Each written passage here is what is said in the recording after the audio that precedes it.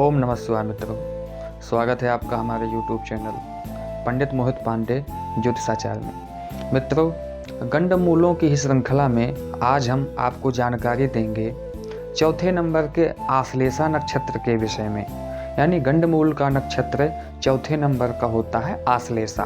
अब हम आपको बताएंगे कि आश्लेषा नक्षत्र में यदि किसी नवजात शिशु का जन्म हुआ है, जातक का जन्म हुआ है, बालक का जन्म हुआ है, बालिका का जन्म हुआ है, तो उससे क्या क्या प्रभाव पड़ते हैं।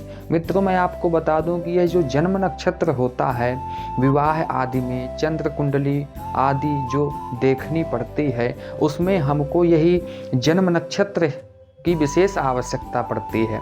विवाह में जन्म नक्षत्र की अति आवश्यकता पड़ती है। चंद्र कुंडली आदि, नवमांश कुंडली आदि मिलाने के लिए चंद्र कुंडली आदि की हमको यह जन्म नक्षत्र की अति आवश्यकता पड़ती है। तो मित्रों, यह 6 नक्षत्रों में से जो गंडमूलों के नक्षत्रों की श्रृंखला श्रेणी बताई गई है, वह 6 बताई गई है। 6 में से यह ज्येष्ठा नक्षत्र सबसे अशुभदायक बताया गया है। शास्त्रों में, हमारे वैदिक शास्त्रों में यह ज्येष्ठा नक्षत्र को विशेष रूप से अशुभ फल प्रदान करने वाला बताया गया है। ऐसा जाना जाता है मित्रों कि यह 6 नक्षत्रों में से जो ज्येष्ठा नक्षत्र यानी चौथे नंबर का नक्षत्र आता है, यह विशेष रूप से जातक को प्रभावशील प्रभाव पहुंचाता है, हानि पहुंचाता है। अब 4 चरणों में अलग अलग प्रकार की, अलग अलग विषय में, अलग अलग क्षेत्र में यह हानि पहुंचाता है। मैं आपको बताता हूं। जैसा कि यदि हमारे नवजात शिशु का जन्म ज्येष्ठा नक्षत्र के प्रथम चरण में हुआ है, तो जातक को, यदि ज्येष्ठा नक्षत्र के प्रथम चरण में जातक का जन्म हुआ है, तो जातक के बड़े भाई को हानि उत्पन्न होगी, बड़े भाई को कष्ट उत्पन्न होगा, बड़े भाई को स्वास्थ्य हानि होगी। उस जातक के जन्म लेने के पश्चात बड़े भाई को कष्ट भोगना पड़ेगा। यानी स्वास्थ्य संबंधित कष्ट हो सकता है या धन संबंधित कष्ट हो सकता है, आदि आदि कुछ भी आप समझ लीजिए। बड़े भाई को ये नवजात शिशु के इस ज्येष्ठा नक्षत्र के प्रथम चरण में जन्म लेने के पश्चात बड़े भाई को दीर्घ यानी यानी बड़े भाई को उसको कष्ट भोगना पड़ेगा।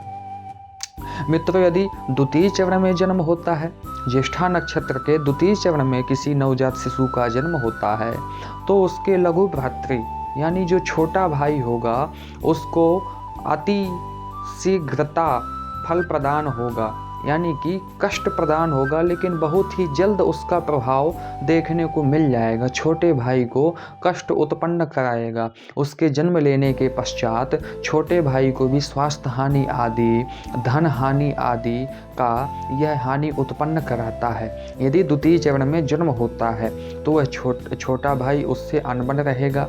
छोटे भाई के जीवन में यानी कि भाग्योदय उसका कमज़ोर पड़ सकता है।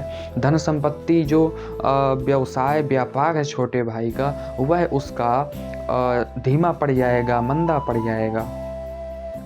यदि मित्रों ज्येष्ठा नक्षत्र के तृतीय चरण में किसी नवजात शिशु का जन्म हुआ है, तो वह अपने माता के लिए अशुभ फल प्रदान करता है। यानी उसकी माता अशांत रहेगी, माता को स्वास्थ्य हानि होगी, माता को कष्ट प्रदान होगा, माता को अनेकों प्रकार की व्याधियां घेर लेंगी, अनेकों प्रकार की व्याधियां उत्पन्न हो जाएंगी माता के लिए, और माता के जीवन में कलह उत्पन्न होती ही रहेगी। यदि वह जातक का जन्म तृतीय चरण में ज्येष्ठा नक्षत्र के हुआ है, तो जन्म लेने के पश्चात माता को अनेक प्रकार की कष्ट, अनेक प्रकार की व्याधियां झेलनी पड़ेंगी। यदि मित्रों किसी नवजात शिशु का ज्येष्ठा नक्षत्र के चतुर्थ चरण में जन्म हुआ है, तो वह स्वयं के लिए कष्टदायक होता है, स्वयं के लिए हानिकारक होता है। स्वयं को व्याधियां उत्पन्न होंगी, स्वयं की स्वास्थ्य हानि होगी, स्वयं की धन हानि होगी, स्वयं को वह भोग भोगना पड़ेगा, वह हानि झेलनी पड़ेगी, उन विघ्नों का स्वयं को भोग करना पड़ेगा। यदि उसका जन्म चतुर्थ चरण में होता है। तो मित्रों, इन गंडमूलों की श्रृंखला में, गंडमूलों के नक्षत्रों की श्रेणी में जो 6 प्रकार के बताए गए हैं, उनमें से यह ज्येष्ठा नक्षत्र जो बताया गया है, यह पूर्ण रूप से अशुभदायक बताया गया है।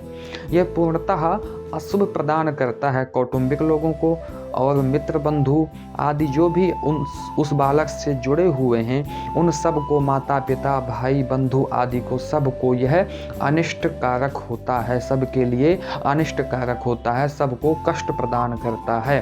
तो मित्रों, यदि किसी बालक का जन्म इस ज्येष्ठा नक्षत्र, गंडमूल नक्षत्र में, ज्येष्ठा नक्षत्र में यदि जन्म हुआ है, इन चारों चरणों में भले ही किसी भी चरण में जन्म हुआ है, तो यह कष्टदायक है।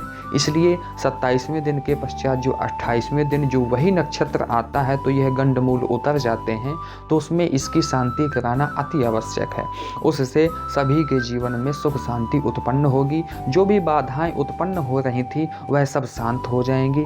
तो मित्रों, मैं आशा करता हूँ यह वीडियो आपको पसंद आई होगी।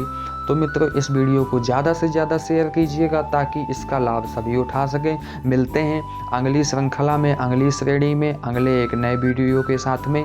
मित्रों, जब तक के लिए जय श्री कृष्णा, जय श्री राधे।